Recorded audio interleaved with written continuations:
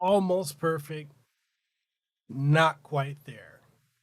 Let's get into the Spectra controller from PowerA for Nintendo Switch.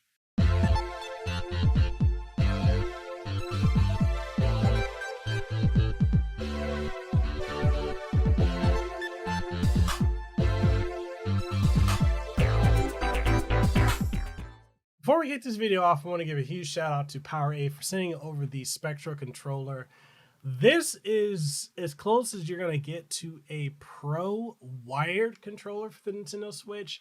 It's got a lot of customization and functionality I like in it. I like the RGB chroma that you can get because you plug it in, you can change the LEDs on it. I like the sticks. I like the buttons. I like everything on this controller. It is damn near the most perfect controller you can get that's wired for the Switch, except in one category. And we'll get into that. So if you want to pick this up, I'll have the Amazon affiliate link as well as the Best Buy affiliate link down in the description below. And if you haven't already, make sure you sub to the channel, ding the notification bell. That way you stay up to date on all the latest and greatest content that comes from this channel. Make sure you like the video and share it as well. And if you want to pick up merch, we got merch over on Teespring and TeePublic. And if you want to support the channel, we got channel memberships and Patreon. All that being said, let's go ahead and get into the review of this controller. Why it's almost perfect, but not quite. All right, so we're checking out the Spectra controller for the Nintendo Switch. It says Enhanced Wired Controller. Got eight color LEDs, wired, mappable buttons, headset input. So it looks pretty good. All right, so you got the kind of like paddles, but they're like buttons, programmable buttons. Let's see, 10-foot cable, audio port, anti-friction ring, so all around great. One company I really do feel is very underrated when it comes to controllers is PowerA. They make some absolutely astonishing controllers. Okay, so out the back, you've got, this is your 10-foot cable. It's got a breakaway node, which is pretty dope. You know, I'm only really used to seeing this on Xbox controllers, but here it is on the Switch, which also means that this is interchangeable with the Xbox variation of the Spectra. You've got the instruction manual on how to set it up, use button assignments and everything like that. And let's go ahead and get to the controller. So this is the controller itself. Very beautiful controller.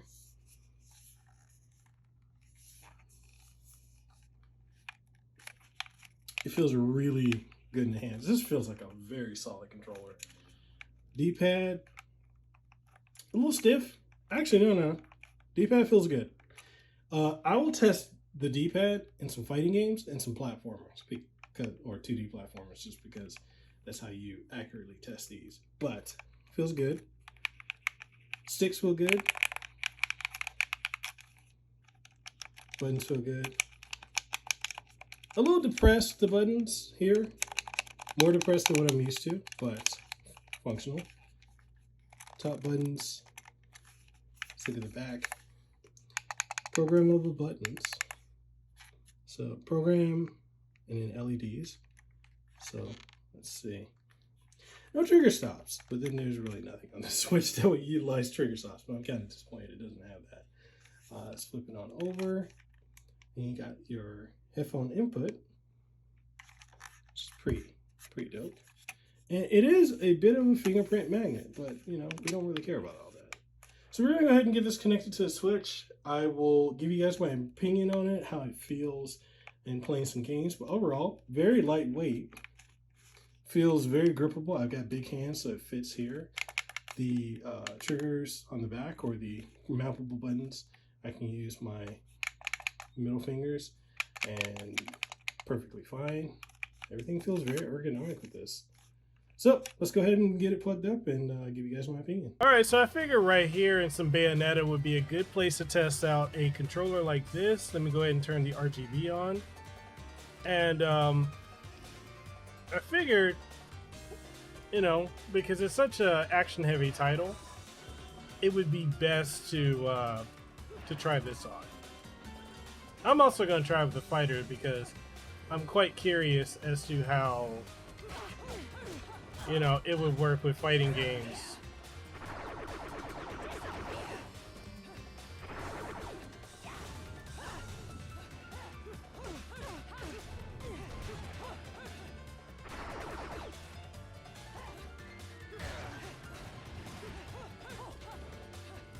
I mean, so far it feels really solid. It's almost like using a pro controller. Like, if I had to be honest. And I know PowerA makes a pro style controller for the Switch, which I will be reviewing that over time. It's gotta give me some time to get it.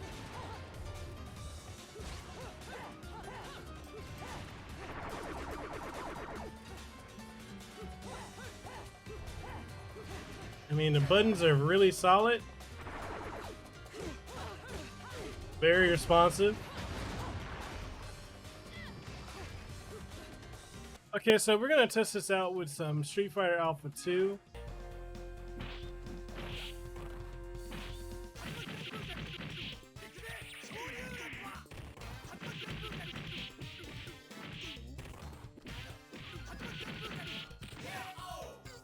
Yeah, the D-pad for a fighting game is pretty stiff. I think what we should do, we should test this with King of Fighters, just because that does require like a very precise input. Team S and K.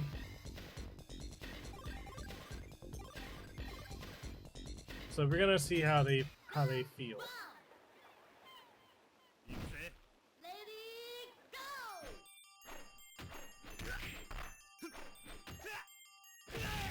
So the reason I picked Kyo is Kyo does chain punches that are very specific,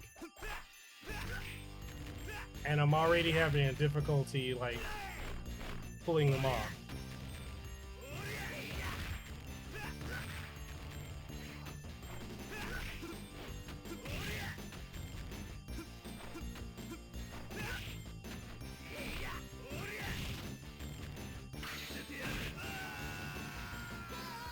That was easy to pull off though. I'm not a fan of how stiff the controls are for trying to use Kyo. Kyo's one of my main characters and I can't use this to play as him.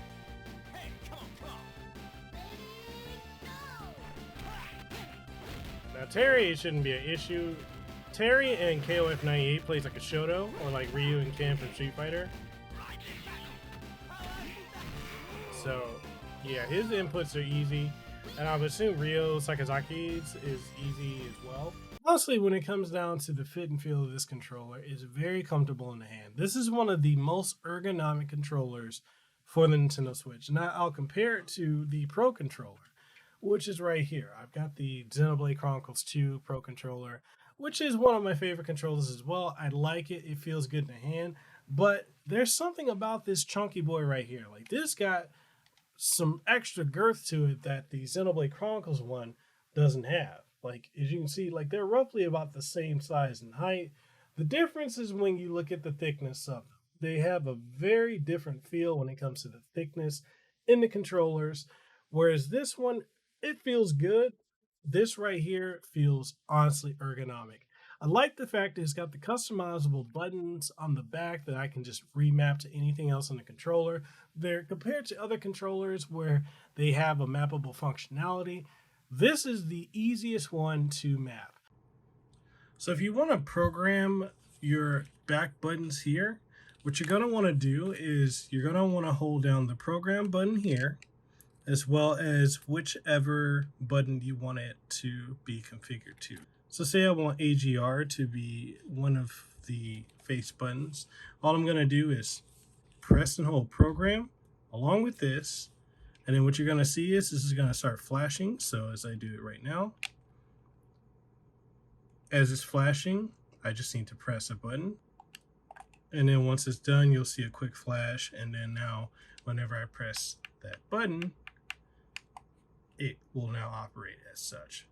And if I want to unprogram it, just press and hold them again together and it will flash again letting you know that it's been it removed the program that you set it up as. Super simple, probably one of the easiest programmings that I've seen on a controller. On top of that, because it's also a wired controller, if you wanted to use headsets, you can just plug in your headset into the bottom here. There's a headset jack. Just plug your headphones in and go. And just the way it feels, like I said, the buttons are very responsive. The anti-friction rings on it, the sticks feel great. The triggers feel amazing. The only thing that doesn't feel amazing is the D-pad. The D-pad is one area that just trips me up because I play fighting games. Now, if you're trying to play just traditional platformers, the D-pad is fine. It's perfect.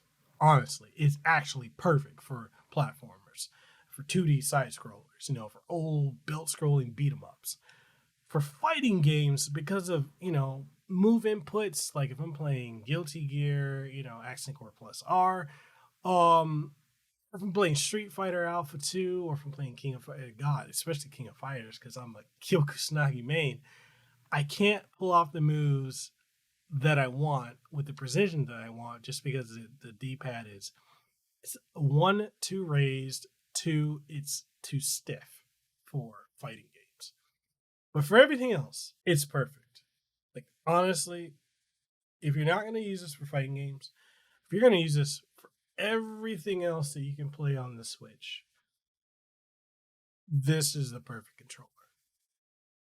I just wish it was wireless. Well, you can get a wireless variation. There is one.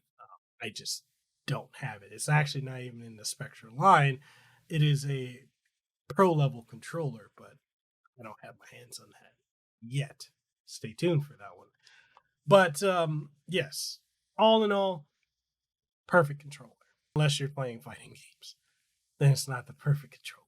And that's a review for the Spectra controller for the Nintendo Switch from PowerA.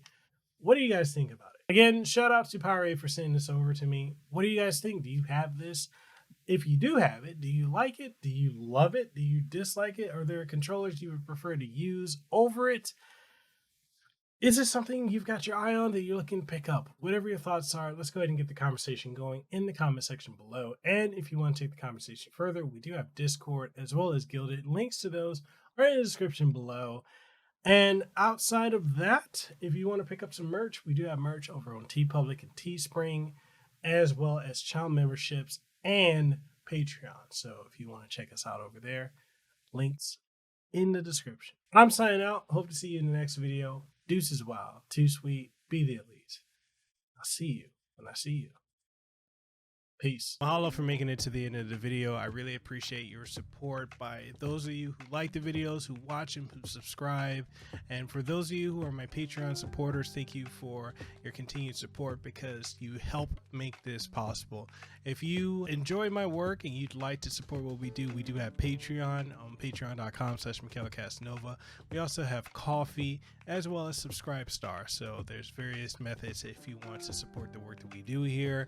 We also have channel membership, so make sure you check that out. That way you get up to date on all the latest and greatest content that comes here and first, and exclusive content as well. And if you enjoy the work that I do and you haven't already, make sure you subscribe to the channel. So with that being said, I'm Mikhail Kasanova, Hawaii content creator. I hope to see you on the next one. If you haven't already, make sure you hit the subscribe button and ding the notification bell.